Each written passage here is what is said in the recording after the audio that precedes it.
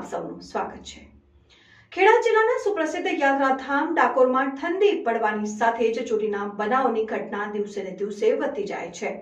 Gokulnagar society સહિતની આસપાસની સોસાયટીમાં ચોરોના આંટાફેરા સીસીટીવી કેમેરામાં કેદ થયા। ડાકોરમાં પોલીસ પેટ્રોલિંગના દાવા પોકળ સાબિત થઈ રહ્યા છે। ચરોતરમાં એક તરફ ઠંડીનો ચમકારો જોવા મળ્યો છે અને બીજી તરફ ડાકોરમાં ચોરોની શીતલહેર પ્રસરી જવા પામી છે। ડાકોરમાં રાત્રિના સમયે ફરતા ચોરોને પોલીસની બીક નથી।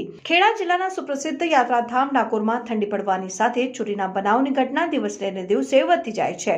ગોકુળનગર સોસાયટી સહિતની આસપાસની સોસાયટીમાં ચોરોના આંટાફેરા સીસીટીવી કેમેરામાં કેદ થયા છે। ચોરો રાત્રિના સમયે બાઇક ઉપર બેસીને સવારના 4 થી 6 કલાકની આસપાસના સમયમાં બિંદાસ ફરતા નજરે પડે છે। નિપુલ પટેલ ગેટની પાસે પોલીસનો પોઈન્ટ મૂકવામાં આવતો હોય છે, છતાં કઈ રીતે એ જ રોડ ઉપરથી ચોરો એન્ટર થાય છે? જો બહારના બધા જ કેમેરા ચેક કરવામાં આવે તો ચોરો પકડાઈ શકે તેમ છે।